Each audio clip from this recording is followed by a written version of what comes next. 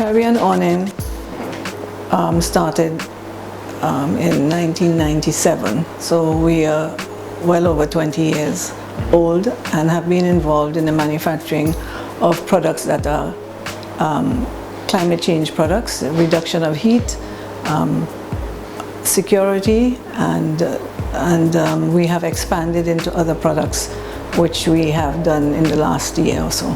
We have expanded into what we call cross-cutting manufacturing because we use the same equipment, the same materials, and we are now doing galvanized steel products, which includes burglar bars, galvanized steel gates, and galvanized steel furniture. When the world economy went down, that did hit us financially, and we were able though to look at how we can use our leftover materials and how we can make it into something worthwhile that we could sell to our clients, and that's what we learned during that period of time, and that's what we have done and continue to do.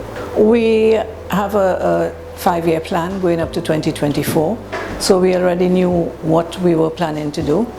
And when the pandemic came along, we basically have kept all the persons that we have been working with us for some time now.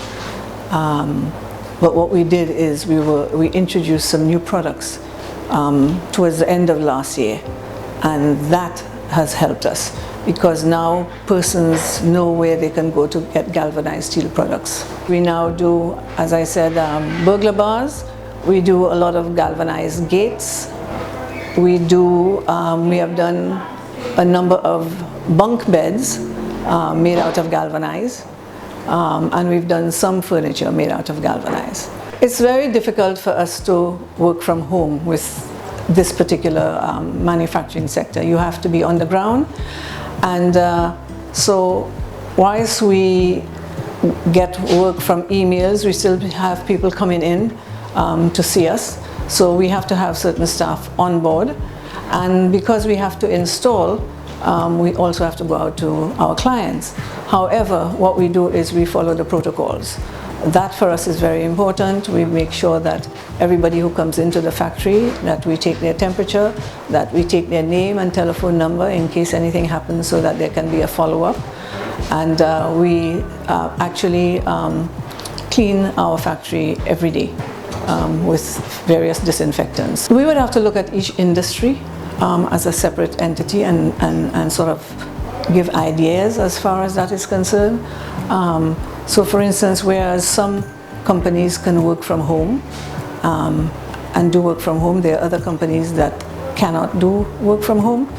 And for instance, you have, even where you have the rum shops and places like that, yes, everybody has to make $1, but you have to make sure that you don't have people coming in there on a weekend or whatever day and all drinking rum, sitting around without any distances or something like that. They perhaps can get smaller bottles of rum or liquor and sell it to the people. They come in, buy it, and go home.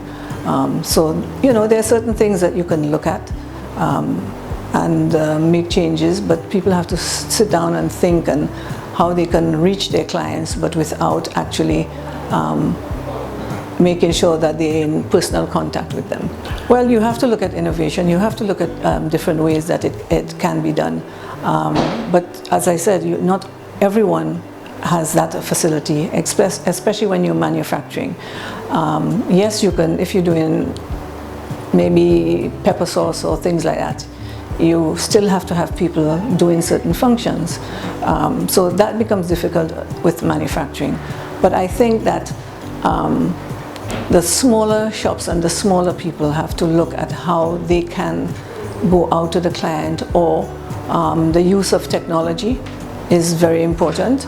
But then again, a lot of the people who have the smaller shops are not able or don't have the ability to, not technologically savvy.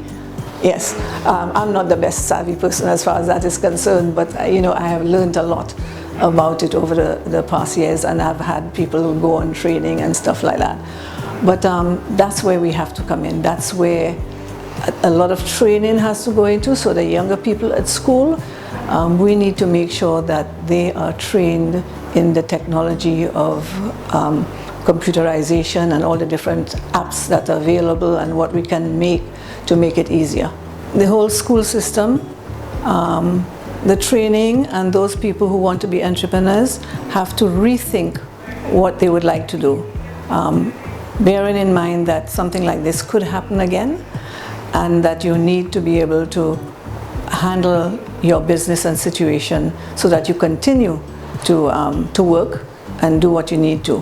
But in addition to that, I would say that entrepreneurs, those persons who want to go into business, should take this opportunity whilst at home to prepare their proposals, get things done, go to the bank, do whatever you have to do, because the time will come when COVID will no longer be there and you'll be ready to take that jump into going into a business.